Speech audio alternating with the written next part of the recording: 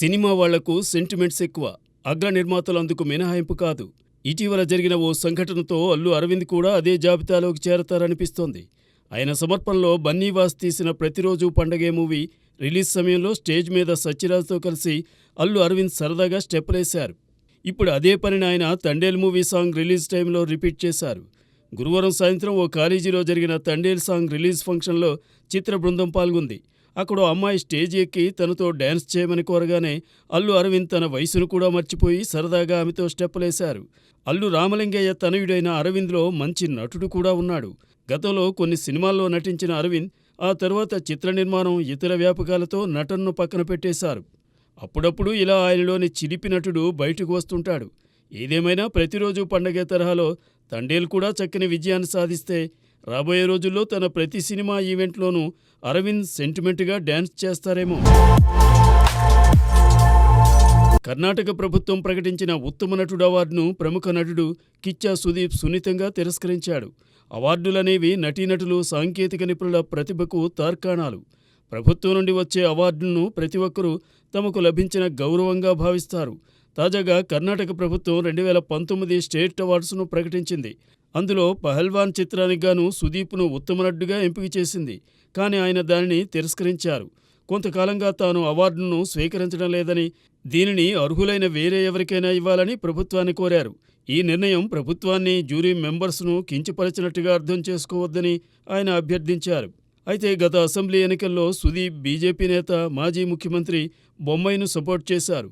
కానీ ఆయన పార్టీ ఆ ఎన్నికల్లో ఓడిపోయింది. బహుశా ఆ కారణంగానూ సుదీప్ కాంగ్రెస్ ప్రభుత్వం ప్రకటించిన ఈ అవార్డును తిరస్కరించి ఉండవచ్చనే ఊహాగానాలు వెలువడుతున్నాయి. అర్జున్ రెడ్డితో దర్శకుడిగా మెగాఫోన్ పట్టుకున్న సందీప్ రెడ్డి ప్రస్తుతం ప్రభాస్తో స్పిరిట్ మూవీని తెరకెక్కించబోతున్నాడు. దానికి సంబంధించిన ప్రీ ప్రొడక్షన్ వర్క్ జరుగుతోంది. ఈ సినిమాలో విలన్గా వరుణ్ తేజ్ నటించే అవకాశం ఉందనే వార్త సోషల్ మీడియాలో చక్కర్లు కొడుతోంది. దానికి కారణం లేకపోలేదు. గతంలో ఒకసారి వరుణ్ తేజ్ మూవీ ఈవెంట్కు ప్రభాస్ గెస్ట్గా వెళ్ళాడు. అప్పుడు ప్రభాస్ను ఉద్దేశించి వరుణ్ తేజ్, నేను ప్రభాస్కు ఛత్రపతి తర్వాతో, బాహుబలి తర్వాతో అభిమానిగా మారలేదు. ఈశ్వర్ సినిమా అప్పుడే మార్నింగ్ షోకి వెళ్ళాను. నాకు ఆయనంటే అంత ఇష్టమని అన్నారు. ఇప్పుడు ఆ వీడియోను సోషల్ మీడియాలో వైరల్ చేయడం చూస్తుంటే స్పిరిట్లో వరుణ్ తేజ్కు ఛాన్స్ దక్కిందని, అందుకే వారిద్దరి మధ్య ఉన్న బాండింగ్ని తెలియజేస్తూ ఈ వీడియోను పోస్ట్ చేస్తున్నారని అంటున్నారు. గత కొంతకాలంగా ఆశించిన స్థాయిలో సక్సెస్ లేక సతమతమవుతున్న వరుణ్ తేజ్ నిజంగానే స్పిరిట్లో విలన్గా నటిస్తే అతనికి జాతీయ స్థాయిలో గుర్తింపు రావడం ఖాయం.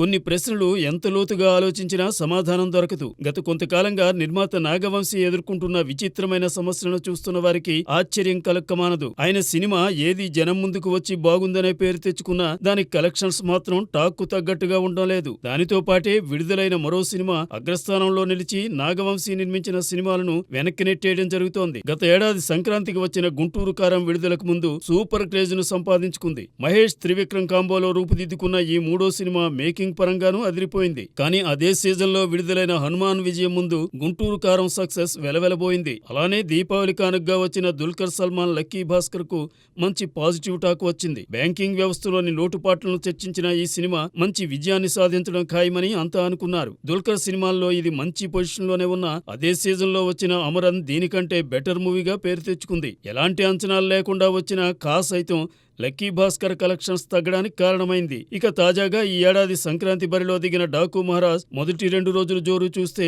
ఇదే పొంగల్ హిట్ అని అంతా ఫిక్స్ అయిపోయారు. కానీ 2 రోజుల తరువాత వచ్చిన సంక్రాంతికి వస్తున్నాం డాకు మహారాజును క్రాస్ చేసి ప్రథమ స్థానంలోకి చేరిపోయింది. పాపం నాగవంశీకే ఎందుకిలా అవుతోందో అర్థం కావడం లేదని ఆయన సన్నిహితులు వాపోతున్నారు. తెలుగు రాష్ట్రాల్లో స్టార్ల హీరోల సినిమాల టికెట్ రేటును మొదటి వారంలో అధిక ధరలకు విక్రయిస్తుంటే ఉత్తరాదిన మాత్రం అందుకు భిన్నంగా నిర్మాణ సంస్థలు తక్కువ రేట్లకే తమ చిత్రాలను చూపించే ప్రయత్నం చేస్తున్నాయి. సంక్రాంతికి వచ్చిన ఫతే చిత్రాన్ని సోనూ సూద్ మొదటి రోజున కేవలం 99 రూపాయలకే చూపించారు. అలానే సినిమా డే సందర్భంగా జనవరి 17న విడుదలైన తన చిత్రం ఎమర్జెన్సీని కూడా కంగనా రనౌత్ 99కే మొదటి రోజు ప్రదర్శించింది. ఇప్పుడు అక్షయ్ కుమార్ సైతం ఈ నెల 24న విడుదలైన స్కై ఫోర్స్ మూవీని భారీ డిస్కౌంట్ తో ప్రేక్షకులకు చూపించాడు. ఈ మధ్య కాలంలో సరైన ఓపెనింగ్స్ లేక అక్షయ్ కుమార్ నిర్మాతలు సతమతమయ్యారు. అయితే ఆ లోటును ఈ డిస్కౌంట్ కారణంగా స్కై ఫోర్స్ బాగానే భర్తీ చేసిందని అంటున్నారు.